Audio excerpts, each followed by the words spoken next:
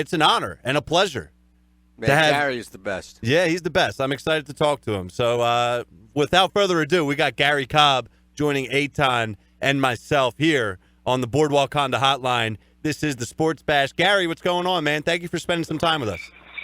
It's a pleasure being here, but my accountant, he doesn't necessarily say I'm the best. He doesn't say. Neither does mine. Hey, you know what, though? As long as those checks cleared, Garry, he's all right with you, I bet.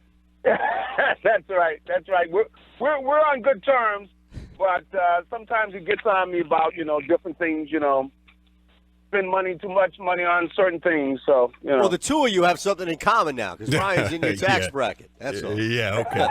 Yeah, okay. Oh, boy. Yeah, Garry, you got $1 for a chicken sandwich or something, man? I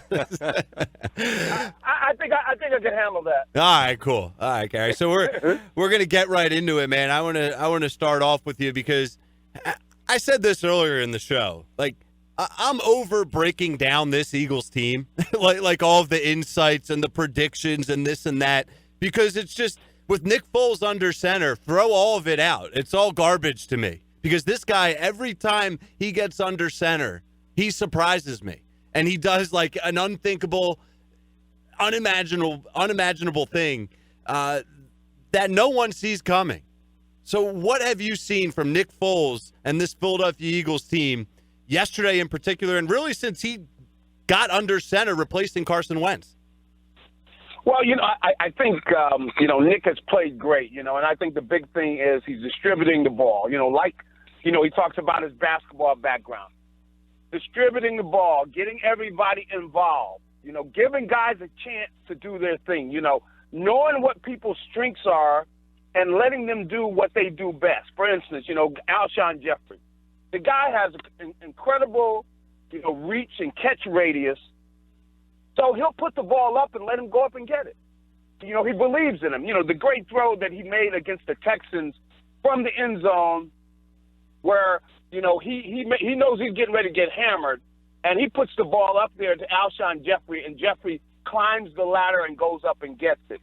That's just beautiful stuff. But you got to believe in your teammate, or you don't make that throw. It's like throwing an alley-oop where you got somebody who's got, a great a jumping ability, and you let them do what they do best. And it seems like, he's just had a good feel for that. He's got a good feel for all these different players like Aguilar and Sproles and the different guys and Ertz. But, when Wentz was in there, he's looking to Zach. He doesn't have the same confidence in everybody else.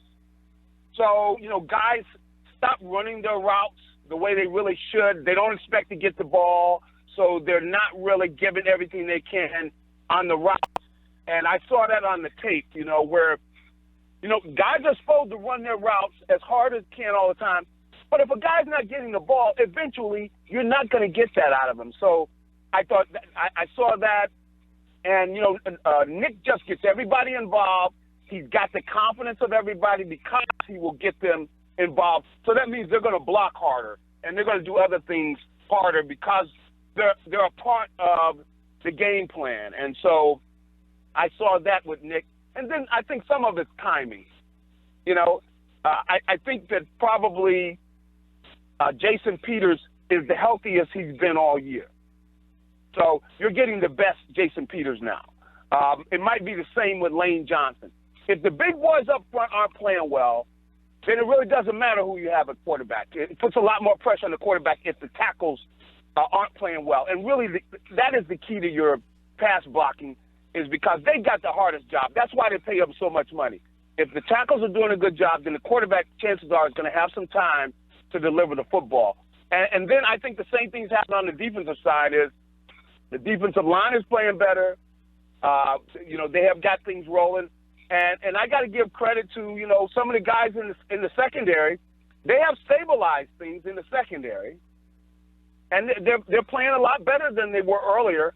And, you got to give credit, to the guys back there. And, Malcolm deserves a lot of credit being the steadying force. But I tell you, Vontae Maddox, I like that kid, man. So I like what they've had back there. But, everybody's playing better with Nick in there. And it's not all just Nick. It's the fact that I think they're the healthiest they've been. right at this moment because of just the timing of things. You got guys getting a little healthier at this time of the year. All right, G, you mentioned the defensive line, and I think that's a good place to start outside of Nick Foles, because as much as Nick Foles might have influence, and we can kid about the overwhelming change that you have with Foles on the offense, the D has played, as you mentioned, night and day different the last 3 weeks. When you look specifically at the defensive line, is there anything that jumps out that they've been able to do differently, noticeably differently, as opposed to early on when even they've been playing okay, but now they've been the aggressor now as opposed to having to bend and not break? Well, what I have seen is, as I said, a lot of it is timing. Haloti Ngata is not going to make all the big plays, but he's in there and he's done a great job of being a factor in the running game. So, he's taken away the cutback, and he allows the other guys to make a tackle, but he's taking on the double team, things like that. You had Jernigan, he played a few plays. He looked pretty good the other day.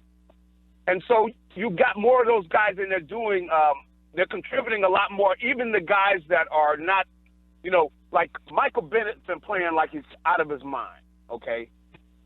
He ran a couple of the sacks that Fletcher had. Bennett ran the quarterback into him. So Bennett has been playing, and they've got him matched up against these guards. I don't know that there's a guard in the league that can pass block him because he's so quick, and if they can get him one-on-one on that guard, he's going to get penetration and force the quarterback to make a decision, So the other guys sometimes, I think Chris Long got a couple sacks. It was really Michael Bennett that forced the sack last week. This week, he helped Fletcher get a couple sacks. So he's been playing. Fletcher's been playing. Chris Long has been doing it. And if the guys up front, this is the way football is, really. They pay the people that are most important. If you got a dominant defensive line, it really doesn't matter what quarterback you have or whatever they're up against, because if a quarterback doesn't have time to do anything, and he's running for his life every minute, you take away the passing game and you take away the running game. If you've got a dominant defensive line, that's why they pay those guys so much money. And they're starting to play the way they did last year. They helped them win a Super Bowl last year. It was the defensive line. They didn't have the greatest Super Bowl game, but they helped them get there, see? And so you're starting to see that again. And I'll tell you, this team could go a ways if they keep playing like this. Because if you're winning the battle up front, which they're doing on the defensive side, see, the secondary doesn't have to be great. Hello? Yeah. No, yeah, Gary, we got you, man. I was letting you go on a roll, man. You were dropping knowledge. Killing it, man. I was just making sure, that I'm not just, because I'm on a cell phone. You know how they work sometimes. So, you're good. You had me we got it speechless, all. brother. But those guys up front, I'm telling you, if they're dominating, they could take them, I'm telling you, a long ways. And, Nick doesn't have to, put up 100 points. Right. If that defensive line is playing well, you're going to have turnovers. You're going to have 3 and outs. And you're going to just, because you can take away the running game with a dominant, front seven, and then they're putting pressure on the quarterback. I tell you, that's why they're willing to say, look, we will give you $12, $15 million a year if you can be unblockable. And so Fletcher, if he gets one-on-one, there's not a guy in the league that can block him. Yeah, he's just so powerful and quick. And then you add to that Michael Bennett. I'm telling you, a lot. They're going to have trouble. They're going to have trouble blocking those guys. And you got Chris Long and them. They're doing their thing. I'm telling you, these guys could do some. They could do some damage. And guys looking at the tape, they are not happy about playing the Eagles. I'll tell you that. I don't know any team, any head coach that would be excited about playing this Philadelphia Eagles team. We're talking about the defense now with Garry Cobb. And just to put it into perspective, Gary, since the New Orleans Saints bloodbath, the Eagles have forced 9 turnovers in the last 6 games. They only forced 7 in their first 10. So the Michael Bennett's of the world, the Fletcher Cox, you get some legitimate secondary pieces on that defense on the field. And next thing you know, this team's rocking and rolling. But I want to fast forward already because it's already Monday. I want to fast forward to the Eagles-Bears matchup, and How Trubisky right now going up against this defense in his first playoff start, Jim Schwartz on the other side, given a week to scheme against this kid. What type of disaster could this potentially be for the Bears offense? Well, what they're going to do is, and it's been a good thing, they really have had a couple of weeks against some guys that are similar to Trubisky. That have similarities, and so Deshaun Watson, he's as good as it comes when you're talking about an athletic young quarterback who can beat you with his legs. Now he did a good job against him, had a good game, but see they got work against him. So what they're going to do is they're going to try to make sure they contain him, keep him in the pocket. Be aware that you can't just go after him out of control. Many times with a quarterback, you can just ad-lib. You can go inside or you can go outside because the guy can't escape. Well, they're not in that situation against Chicago, so they know, hey, this kid can run. If I got contained, I got to stay outside. I've got to be disciplined. Even if I feel I might be able to beat the offensive tackle inside, I can't do it and give up the outside and give up contain and let him out of the pocket and let him, run for, on a man-to-man, you let him run for 15 yards or 20 yards. You just can't do that. So they got to be disciplined in their pass rush. And they got to make sure that, they got to tackle well in open field. That's really going to be the key. And that's been a real plus. Some of these young kids, I got to give them credit. They have done a good job of tackling in open field.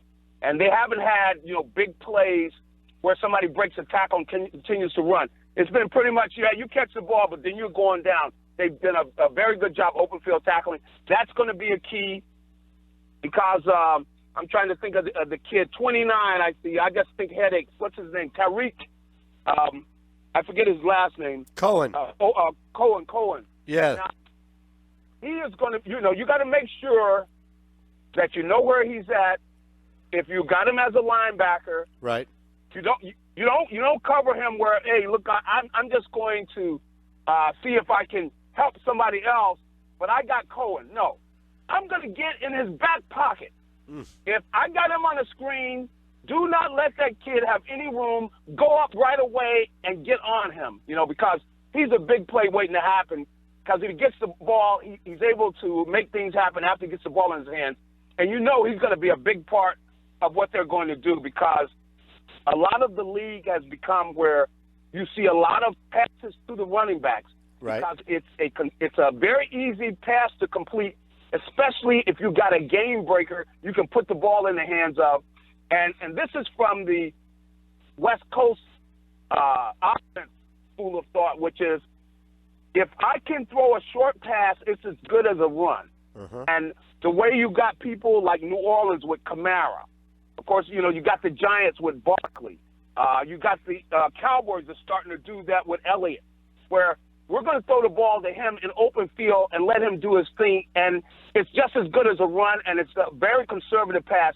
So they're going to be throwing the ball to Cohen, and they expect him to get him out in open field. So they got to do a good job against him, the linebackers and Jenkins. And see, if they do that and they make Trubisky have to throw the ball downfield, he's not a great passer yet, So right. They got to take away those easy throws. So Cohen is a guy. They got to be, like I said, if I'm a linebacker and he's sitting back there in the backfield, I am not going to let him form a screen and get the lineman in front of him. No, I'm going to go back there and get in his shirt, get in his back pocket. They'll say, if he goes to the restroom, I'm going to be standing there knocking on the stall door because that dude, you cannot let him get any room. And that's going to be one of the keys to the game is don't let Trubisky have anything that gives him any confidence. Don't let him have anything early, like an easy throw and everything. Take that away and get that. Let those big guys get some hits on him early because if you get that, sometimes young quarterbacks, they'll go south. If you get hits on right. them in the first quarter, and Buddy Ryan used to tell us, look, if you're within 2 steps of that quarterback and you're going to get a 15-yard penalty for hitting him, if it's the first quarter, 15 yards is on me. Put that helmet in his back, you know? Yep. So that's the message. You didn't hear that from me, but that's the policy I would have. Get some hits on him in that first quarter. And Garry, we appreciate, man. Thank you for jumping on with us. Real quick on your way out, we've got like 40, 45 seconds. Give us a far too early in the week prediction for what's going to score prediction if you think the Eagles are actually going to go into Chicago and beat the Bears. You know, I really think they are going to go in there and beat the Bears.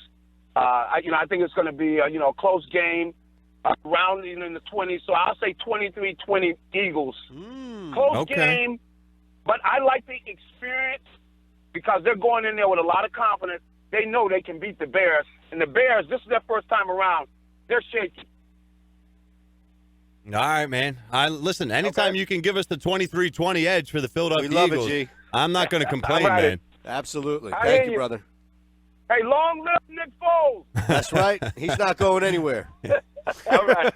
Not with that bank account. Nah.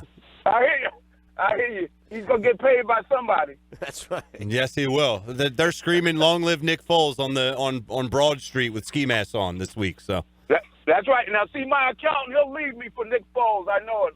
yeah, hey, we all would. It's like getting left for a supermodel, bro. It's okay. Things happen. Hey, that's right. It's okay. Garry Cobb spending a little time with us. Garry, thank you so much for your time, man. Happy New Year's. Hey, my pleasure. You guys have a great one.